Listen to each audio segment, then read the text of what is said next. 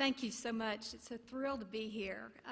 I'm here with one of my colleagues from Harris Health, Shanna Doucette. She's known as the Innovation General.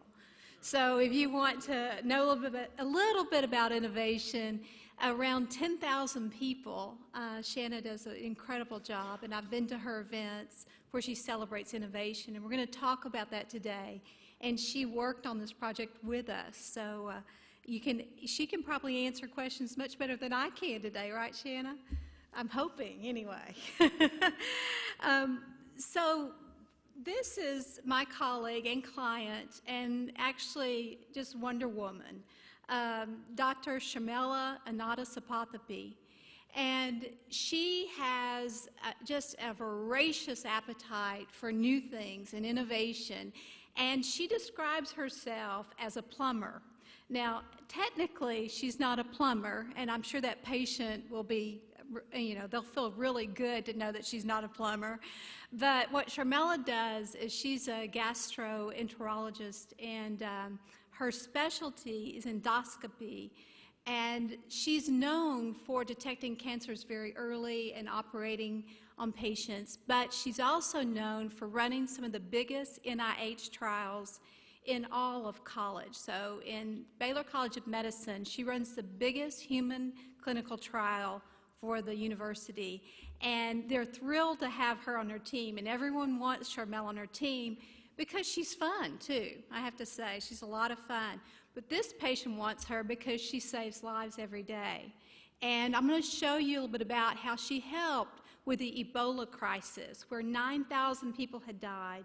Many were physicians, nurses, and people in very remote areas. And she came up with this concept, which is sort of like a tiny, the movement in tiny houses, but it was around Ebola. So imagine it is Christmas Eve, and there's got to be a better way than just sending physicians. This is a team at Baylor that was getting ready to go to Africa to help with the Ebola crisis.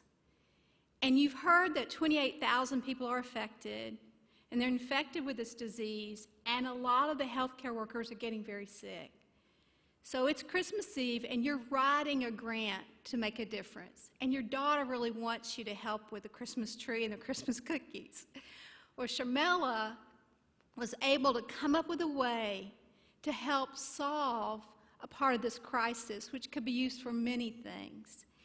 And today she's presenting at Baylor College of Medicine at their board because we've worked with her on the flow value model, and it's been so successful. It's exceeded all of our expectations, and it's really disrupting medicine. And so it's disrupting Baylor College of Medicine today at the board. I think she's presenting in 1 hour.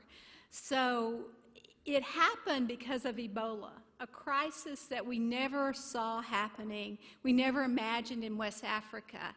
And these are the countries that were affected. And when Sharmila got the call and started writing this grant, USAID, because she's such a successful grant writer for NIH, she was invited to write this one for USAID, and they said, surely you can come up with something. We know you're a tinkerer. Could you create something for us in remote areas? And she did. She went to Africa, and her team, this is how they treated patients with Ebola. Can you imagine? I mean, it looks like 1950s, right? I mean, I don't even think Alan Alda in MASH would have wanted to perform operations here, right? They were performing operations. And they had to wear protective gear. And if you look at this clothing, I mean, you have gloves, you have 2 pairs of rubber gloves, you have a mask, and it's hot, right? You get up to 98 degrees. It's in Africa. And it is the rainy season. It's the worst possible time. They're in Sierra Leone. No one can get there. It's very difficult to get there. And they realize that the physicians that are going in to see the patients are losing so much of their body temperature is going up so high. They're losing so much of their fluid that they're can only work there for 20 minutes at a time and come out. And so it's just such a challenge, because just as important as putting on the equipment is taking it off, because that's when a lot of infections were occurring, when they would leave the patients and they would take off the gear. So Sharmella's vision on that Christmas Eve, when she was going to be baking cookies shortly, was, what if we did a pod? But, you know, like a shipping pod, because we ship a lot of things from the Houston Ship Channel to Africa. And what if we did something that was a steel pod? You know, this would work. Well, it frightened a lot of people, obviously, because it's so heavy. So the challenge in Sierra Leone is, I mean, the reality check is, how are you going to get a pod here? You know, even with a helicopter, I do a lot of work in energy, and I have one of my colleagues here from the pipeline industry, and I can tell you that we have places that you go that the only way you get there is a helicopter. But these things, these steel pods, are too heavy for a helicopter. So the reality check is it just wouldn't work in Sierra Leone. It had to be lightweight. And because of Ebola, you had to use so much bleach that they corroded the steel frames on the first pilot. So what they did, the big innovation was, what if we use these very tiny clinics, which are tiny hospitals, much like the tiny house movement. You know, if you've ever watched HGTV, I don't know if you ever dabble in that, but you see all those tiny houses. She's thought, what if we use an aluminum siding and work with a team of fabricators? I mean, there are a lot of fabricators in Houston, but she found some fabricators in Georgia, and she did this. And in fact, it was so attractive that kids in Africa would come up to this pod. There were actually 2 in Liberia, and they thought it was an ice cream vending machine. So when they said it was Ebola, people ran screaming, you know. And so this one in Houston, I assure you, I know Shanna and her colleagues from Harris Health have been there. Harris Health is our safety net hospital system in Houston. And this one has not seen Ebola patients. It's the training model. So Shanna, your colleagues don't have to worry. You know, we did tell everyone that. But it works like origami. So the way it works, it's so disruptive because it folds out. Now, I'm going to talk to you about an immediate opportunity we saw for the pods that I saw. I lived through Hurricane Harvey. You've probably heard about it. Water was, I mean, okay, I'm 5'6", right? Okay, so imagine me as a rain gauge, okay? Water came up to here, okay? 5 feet of water and essentially, it happened, those 60 inches of water was measured in Nederland, Texas, but all over Houston, it was flooding. And we didn't lose power, which was bizarre, but what we had is so much water was unimaginable. And this idea came to me because I was a patient during this Hurricane Harvey. I was a patient at Houston Methodist Hospital. So my doctor called, the neurologist called and said, you got to get to the hospital. I need you to get there. Can somebody get you there? Okay. A boat? I don't know. The hospitals don't flood in Houston. The Houston Methodist did not flood. I think Ben Taub did a little bit in the kitchen. But Houston Methodist didn't flood. And the neurologist said, our MRI machines are working. I need you to get there. So what I did, you know, being an innovator, I was volunteering at the time. I was working with Beyonce's pastor, and his name is Rudy Rasmus. He has a truck you have to climb up this high in it. It's a Jeep. So I got there in it, and I thought, you know, if you could have a hospital or an MRI or something on this little truck, I think it would work. And so when I talked to Sharmella, I said, Sharmella, what if we did something different? Because I'm fine now. I did stay in the hospital for 5 days, but my great neurologist treated me, and I'm fine. I got the right treatment, and I got back to the emergency room. I didn't make it through the high water and get there. And what I will tell you is that I got a lot of calls from Cisco. Cisco's our client. I had to tell my Cisco friends what was going on, and they were so devastated over Harvey. So Cisco has 1,000 employees in Houston, and we work, Harris Health's a big Cisco client, and what we did is we figured out there had to be a different way to approach it. So I do a lot of innovation work with Cisco, our team does. And we look at new and creative ways to engage the clients and build demand for innovation within client organizations. So this was fascinating. So I had a team of researchers. In my practice, we built this double competency research model, and the innovators at Cisco love it, and our PhD scientists, people like Sharmella, love it. So Sharmella was at this meeting. She came to the meeting, and she said, you know, we need to collaborate because maybe we could do something different than what we've done in the past. And I said, Sharmella, what if we had a meeting of innovators? What if we had the pod to help people recover from Harvey out in remote areas in Houston, just like Africa? Now, I know by the ship channel in Houston, you may not believe how remote it is, but it is the poorest zip code in the nation.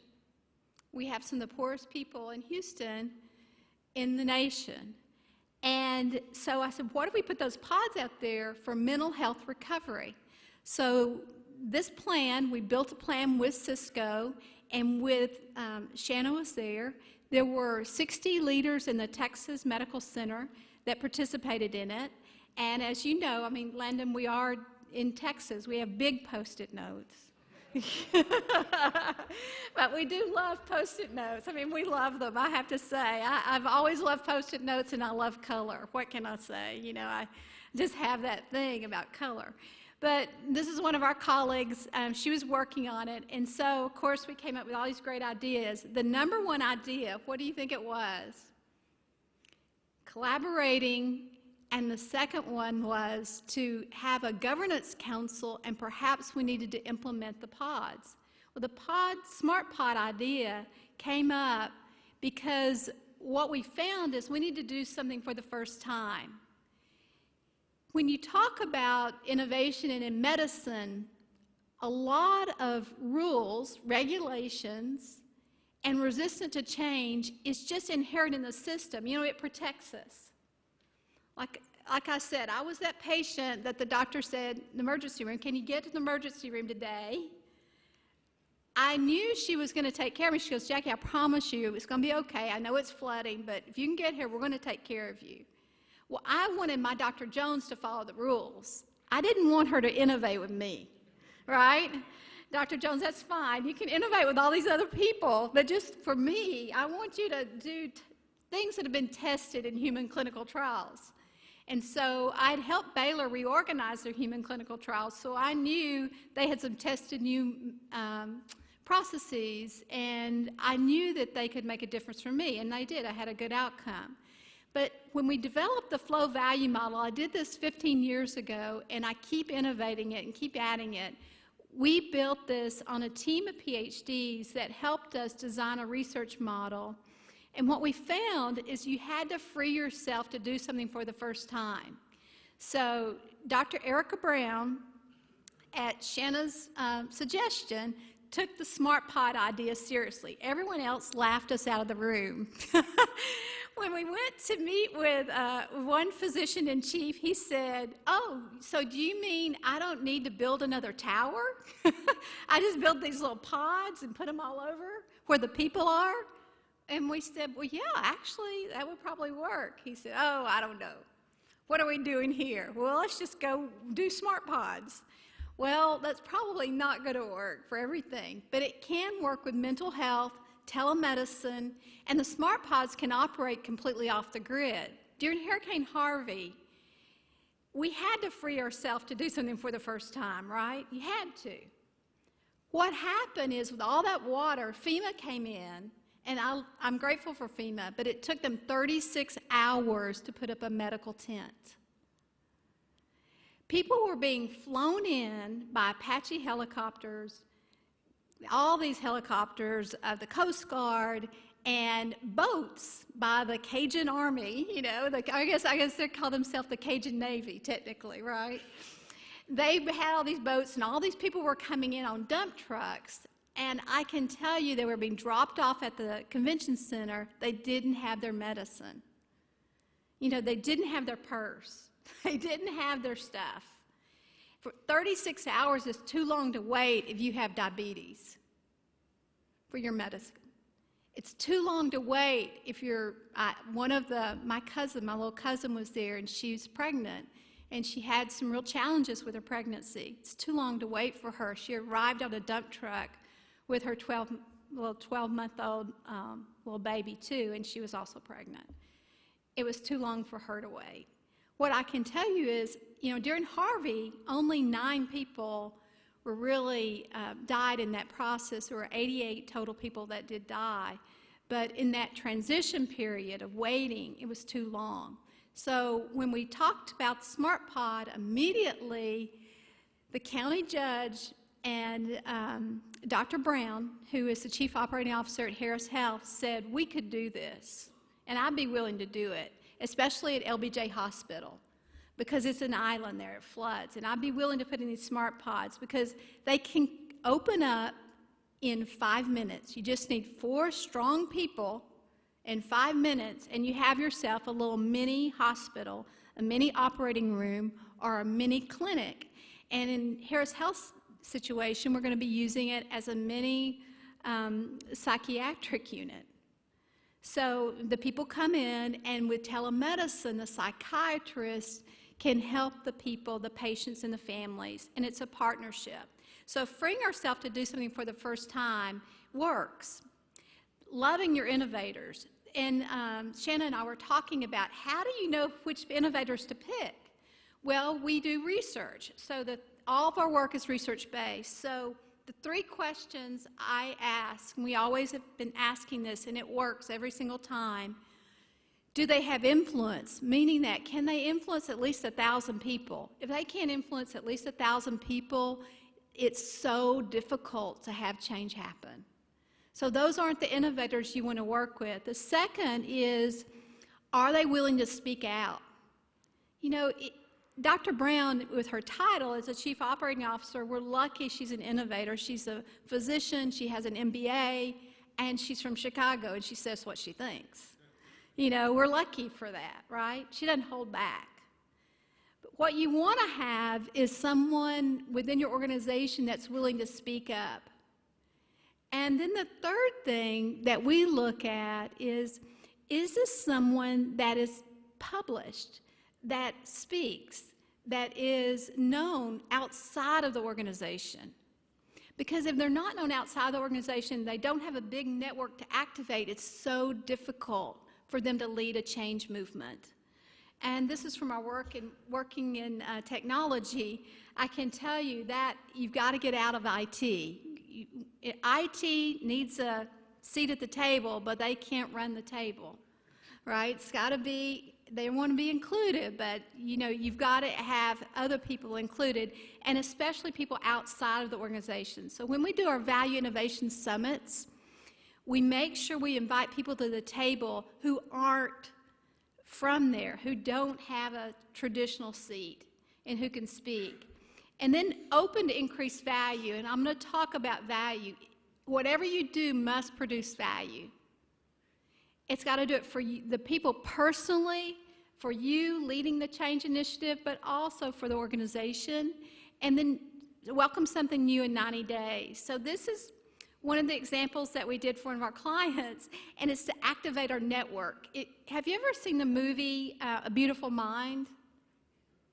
You remember how he worked with the CIA, and he had all those pieces of yarn connecting all these things in the garage?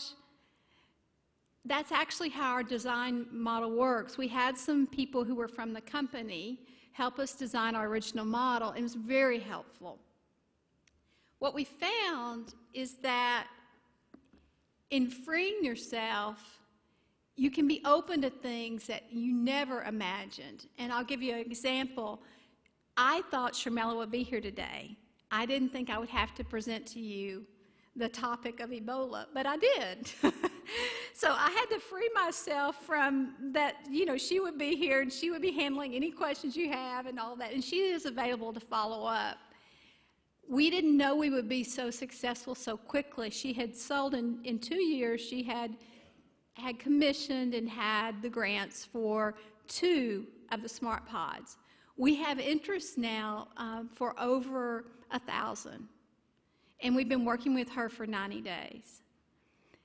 I can tell you that when you free yourself up, things come to you that you never imagined. Now, we probably would just do 6 this year, so we've got to decide which 6 are going to be the best. This is a picture of my grandfather.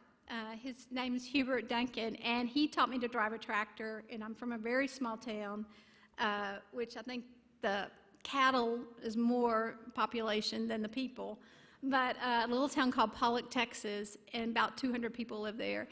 And he taught me this concept to look where you're going, because you can't drive a tractor looking down or looking all around. You've got to look at where you're going and get there. So freeing your mind up from where you've been, you can't, you know, I mean, maybe tractors have a rearview mirror. I haven't seen one. I know his old John Deere didn't have one, but it gives you a lot of freedom. Then loving your innovators, and this is a picture of me, and this, for those of you who asked me to tweet to you today, a couple of people asked me to send my Twitter stuff, and I have it. That's a phone set. That is a little toy phone handset. I've always loved talking to people.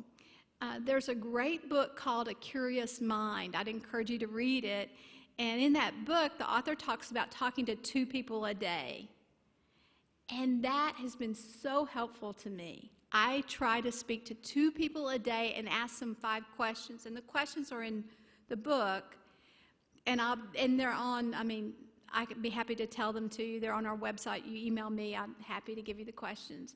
They're designed by a credibility psychologist to open to increase value. Our work is around a demand model to increase value and welcome something new. And that's my mom. Her name's Billy, and believe me, she welcomes a lot of new things.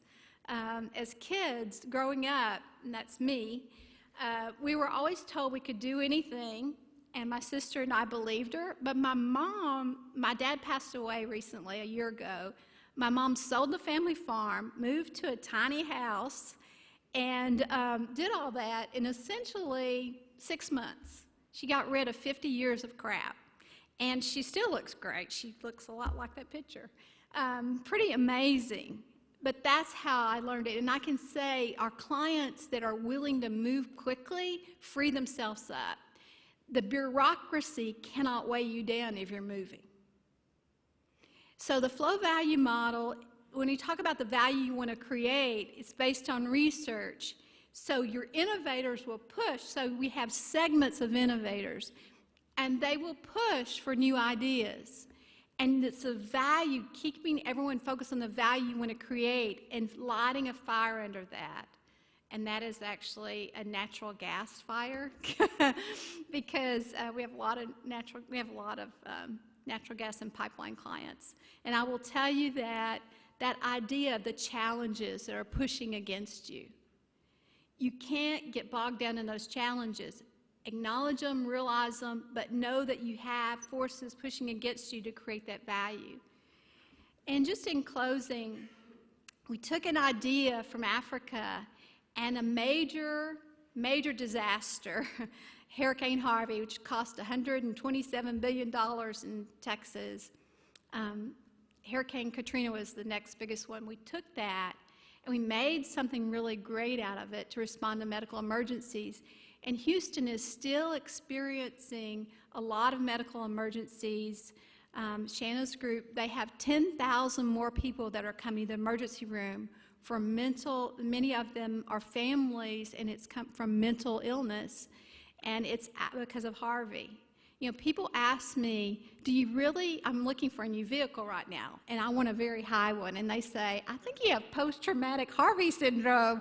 And I'm like, yes, whatever I get is going to be very high off the ground, because I know, I do love Houston, but I can tell you that innovation can come from this, and ideas can come from this. But also the idea of this innovation of a smart pod, it can be applied a lot of different ways. So your ideas may be great for what you're doing, but they could be expanded for other situations that you just don't even think about at the moment. Just being aware. So thank you all so much. I'm Jackie Lyles, and I appreciate your time. Thank you, Landon.